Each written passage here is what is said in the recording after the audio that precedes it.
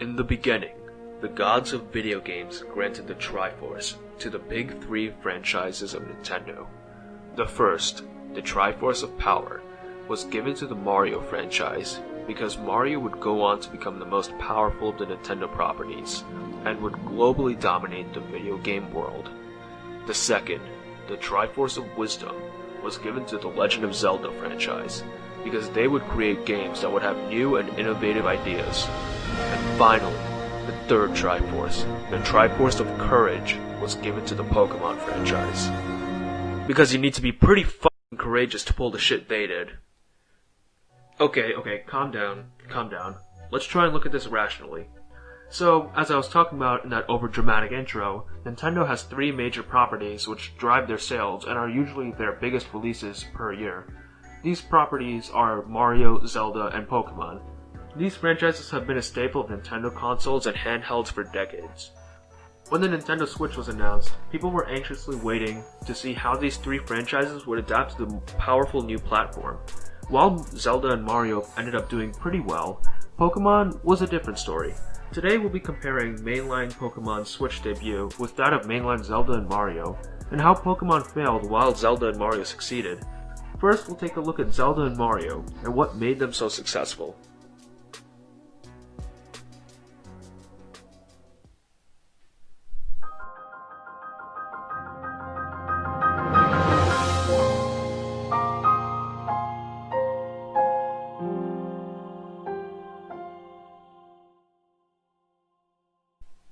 On March 3rd, 2017, The Legend of Zelda Breath of the Wild was released alongside the Nintendo Switch itself. This game was wildly successful, with the initial sales of the Switch attributed to basically just this game. Breath of the Wild had at least 4 years of development, and it was actually supposed to come out in 2015 on the Wii U. However, delays pushed it back to becoming a Switch release title, but people could still play on the Wii U if they wanted to. Despite being postponed for 2 years, it was totally worth the wait. Breath of the Wild brought that sense of exploration of the early video games back, giving the players the means to fully traverse a massive, fleshed-out open world. Hyrule in this game is absolutely gorgeous, with picturesque landscapes populated by creatures and people who actually feel real. Part of what makes the world feel so alive is that the NPCs actually all have their own lives, outside of just interacting with the player. Animals behave like animals, and the villagers actually interact with each other and play, and even the monsters have their eating, sleeping, and even dancing schedules.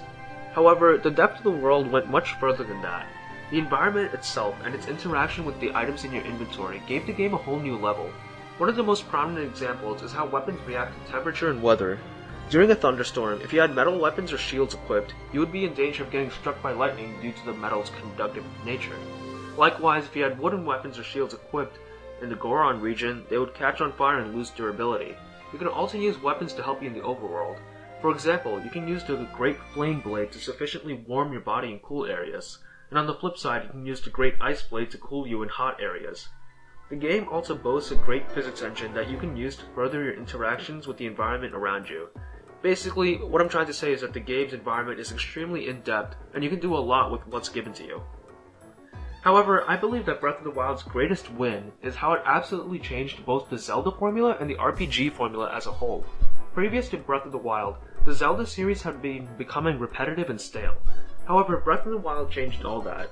One of the greatest differences between Breath of the Wild and other games is that nothing is truly required to progress.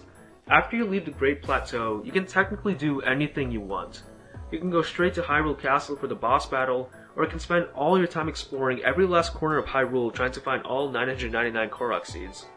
Breath of the Wild has no experience system, so there's nothing that's blocked off to you when you just start off. When you have a level up system using experience, an open world isn't really possible, because you can't really allow a low level player to access an area with high level enemies without the player being absolutely destroyed. This isn't really the fault of the player, since there's really no way to beat enemies at a much higher level without grinding to that level yourself. The player's skill isn't at fault here, it's the game design. Therefore, to complement its open world system, Breath of the Wild doesn't even have an XP system. You're basically just as skilled at the beginning as you are at the end of the game. The only progression at all is being able to gain more hearts and stamina by completing shrines. They make the game easier and some areas easier to access, but if you're good enough, you technically don't need any of these upgrades to progress in the game. As a result, Breath of the Wild places much more emphasis on the player's skill instead of mindless grinding for more levels. You become good at the game by becoming more skilled yourself. The game's method of approaching obstacles is also something that I've never really seen before. I realized this when I was playing to Zora's Domain. In order to enter the Divine Beast, you'll need to have a stash of shock arrows to disable it. Luckily for you, there's a Lionel in the domain which has a bunch of shock arrows ready to be looted. So I headed up there to kill the Lionel, and I died. And then I died again. And again. And again. And this repeated a lot until I realized you could just sneak around the Lionel and pick up the shock arrows scattered about. It was such a simple solution, but one that a lot of other people didn't find on their first try. This is because in basically any other game, you would have to beat the boss in order to get the arrows and progress. And sure, while you could beat the Lionel if you wanted to, the much easier solution for first-time players was to just sneak around the boss. It may seem strange for me to emphasize this seemingly obvious detail, but it's such a deviation from typical video game progression that it's honestly a testament to the creativity of the game. Breath of the Wild has tons of examples like this, where you have multiple ways to complete an objective. We see this all the time in shrines, the 120 dungeons scattered throughout Hyrule, that each have a unique puzzle or trial. While there is technically a correct way to complete these shrines, you can see a lot of people using their creativity to find alternative ways to complete the challenges. And even better, the game sees these alternative solutions as legitimate. Overall, this just goes to show how much thought was put into Breath of the Wild. I can go on for hours and hours about how great this game is, but other people have already done that. The important takeaway for this video is that in a game series that had become pretty linear, the developers showed that they were willing to change up the formula and work really hard on a game that went above and beyond with its mechanics and gameplay. Overall, I can see why this game is in consideration for one of the best games of all time.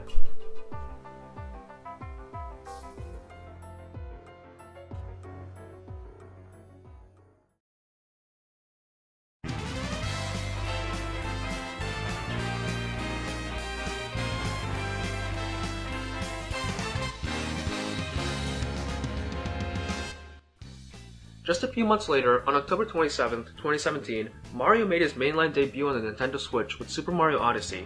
Mario Odyssey was a 3D platformer very similar to the fan-favorite Super Mario 64 from over 2 decades before.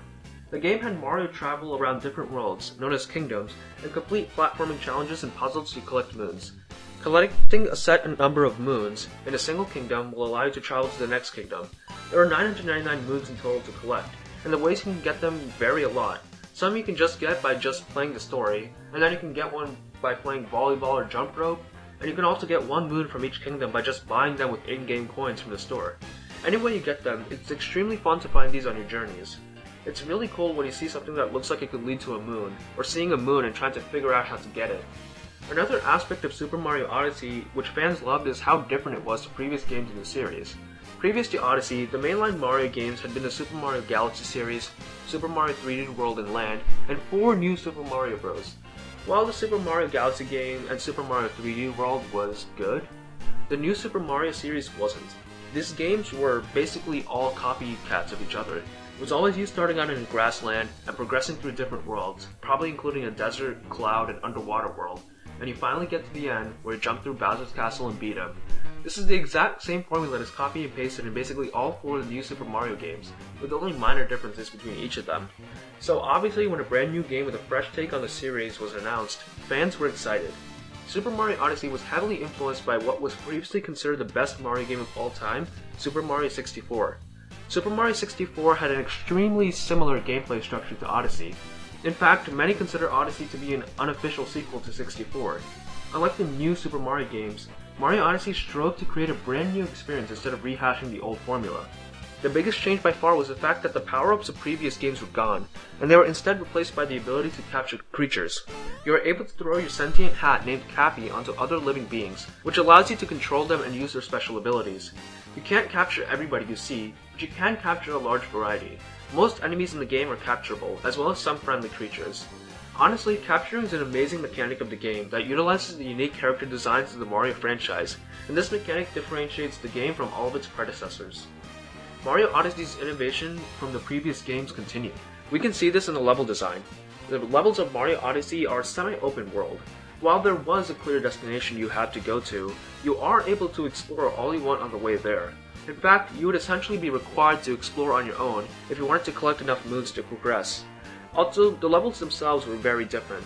It would have been really easy for the development team to basically just copy and paste the themes of all previous Mario games, starting off in a grassland area, going through more worlds including an underwater and sand area, and ending off with a lava-filled Bowser's Castle. Honestly, if they kept the same open world formula, I think that nobody would complain about the reused themes. However, the developers went above and beyond with creating brand new levels. You didn't start off in the Mushroom Kingdom, you instead started in the Cap Kingdom, which was a moody shipping port populated by ghost hats. The other kingdoms were quite unique, with my personal favorite being the Metro Kingdom. As a New Yorker, I may be biased, but this kingdom is definitely exceptional, especially the festival you play through at the end. You also have a Bowser's Castle Kingdom, but this time it was based off of Chinese-Japanese castles, instead of the usual European style. And surprisingly, it wasn't even the last kingdom.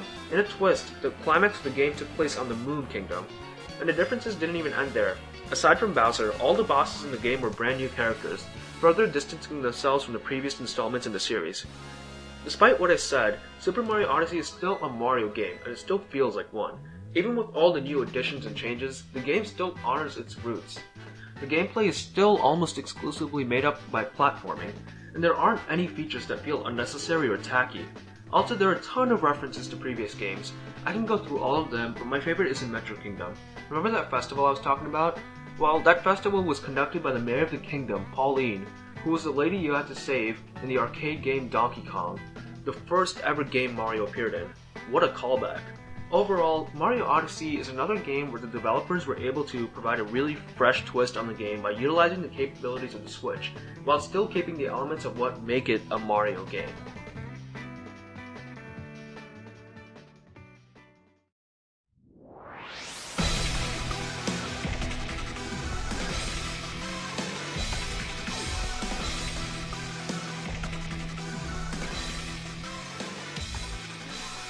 Finally, we have Pokemon Sword and Shield. Now, while Pokemon Sword and Shield were technically the first mainline games on the Switch, I have to mention Pokemon Let's Go Pikachu and Let's Go Eevee. While they are technically side games, they are remakes of the Kanto games, and their mechanics are very similar to the main series games, with the biggest change being that wild battles were removed in favor of a Pokemon Go style of capturing. Other major differences included that random encounters were removed in favor of actually being able to see the sprites in the open world. Pokemon Let's Go was supposed to be the beginning of a side series, which was a lot easier and beginner-friendly. However, while some fans were disappointed a side series Kanto remake delayed the Generation 8 games, once the game released, people actually liked it for being a really polished and well put together game. Also, people theorized that since Game Freak had made a side series intended to be easier for newer players, from now on, the main series would be harder and more mature to appeal to older fans. At the time though, we just had to wait and see. On November 15th, 2019, Generation 8 of the main series Pokemon game was released with Pokemon Sword and Shield, and from the get-go, it was clear that Game Freak didn't really do their best with this game. Now, I just want to say that I don't want to just mindlessly bash on the game. The truth is, I enjoyed playing through Pokemon Shield. The problem is that the game was underwhelming and uninnovative for the hardware it was on. I've heard a lot of people saying that Sword and Shield is a good 3DS game, and I have to agree. Compared to Breath of the Wild and Odyssey, Pokemon Sword and Shield are extremely linear and unpolished. What's even more insulting is that Game Freak claimed that cutting content from the game, most notably cutting some Pokemon entirely from the game, meant that other aspects of the game, such as animations, would be improved. However, it turned out that this was a lie, because it became clear that the game's animations and models were reused from the 3DS games. If I'm going to be honest, I'm not even mad that animations were reused. Sure, it may be disappointing that assets were repurposed, but I could look over it if the game itself was good. But if you take away the new Pokemon, it was just boring. I talked about the Zelda and Mario series becoming somewhat formulaic, but the Pokemon series takes it to a whole nother level. Pretty much every single generation of Pokemon is the same game, but presented with new characters, Pokemon, and graphics. Every single generation is just get your starter from the professor, get the 8 gym badges, stop the evil team, catch the legendary Pokemon, beat the Elite Four and become the champion. Every single game, with the only differences being purely visual. While the earlier generations added features which would become mainstays, such as breeding, gimmicky features quickly took over. The most popular examples were from the most recent generations, including Mega Evolution and Z-moves. Mega Evolution was pretty popular, and people wanted it to return. However, it was replaced next generation by Z-moves. The truth is, I think Mega Evolution had to have stopped somewhere, because if it continued into later generations, the majority of Pokemon would end up having Megas. Z-moves were less popular, even though I liked them. they fit with the theme of the region being based on Hawaii. But all that is besides the point. What I'm trying to say here is that Game Freak would rather add flashy gimmicks that do nothing to truly develop the series, just so that they can drive sales for that specific installment. Instead of using the time to improve the games on a foundational level, they just add random features which will be obsolete in the next installment of games. We can see this in Sword and Shield. The gimmick this game is Dynamaxing, which is basically just turning your Pokemon big. It's a really boring mechanic, but it's going to be replaced next generation anyway. With the transition to the Switch, Game Freak had the chance to completely change the Pokemon formula, like how Odyssey and Zelda did to their respective franchises. However, they had become complacent, basically making the same games over and over again, and they were completely caught slacking when they had to transition to a more powerful console. Pokemon as a whole has always been really stale and uninnovative. IGN gave this game a 9.3 and called it the best Pokemon game of all time. You know why? Not because the game was actually good and innovative, because of minor improvements, like finally being able to skip the tutorial at the beginning of the game. Wow, truly amazing that Game Freak finally implemented a tutorial skip that should have been put into the series 20 years ago. One of the game's supposedly biggest selling points is the Wild Area, which is an open world, open camera area you can finally explore. I've always been waiting for an open world Pokemon game, because the concept fits so well with the idea of Pokemon as a whole. However, it was just implemented really poorly. A lot of the grievances surrounding this area was with its horrendous graphics and rendering distance, with entities randomly appearing and disappearing. But it also seems that the developers didn't think of how an open world would fit into the game. Remember when I was talking about Zelda, and how the developers changed the game to move away from an XP based system because that wouldn't work in an open world? Well, it seems like Game Freak just doesn't care. The wild area has no cap on the levels of the Pokemon you can encounter there. Sure, you can't catch higher level Pokemon, but there is nothing stopping you from encountering them. It seems like Game Freak saw that open world games are trendy now, so they just implemented an open world area into their game without even thinking of how to do it well. It doesn't change the fact that the rest of the game is basically walking in a straight line, being interrupted by cutscenes telling you what to do every 5 minutes. It doesn't change the fact that Pokemon Sword and Shield are still the same exact games that we've gotten for the past 20 years, uninnovative and unchanged. The truth is, I still love Pokemon. I've been playing the series since I was 6 years old, and I want to see the games grow and flourish in the future. Pokemon is a great intellectual property with so much potential. Just look at all the side games: Pokemon Colosseum, Mystery Dungeon, Ranger. All these are great games that break free of the basic Pokemon formula while still being part of the franchise. If Game Freak is able to move away from the formula that's imprisoned them for the past 20 years and make more innovative content, it can truly shine as one of the best game series of all time. However, will they really do it? Despite how controversial the games are, they're still one of the best-selling games in the Nintendo Switch. Game Freak made their money, so maybe they'll just stick to this formula until their grave. But for their sake and for the fans' sake, I hope they don't. Thank you if you stuck around until the end of the video, and make sure to like, comment, and share the video with your friends for more content, and don't forget to subscribe. Thanks for watching, peace.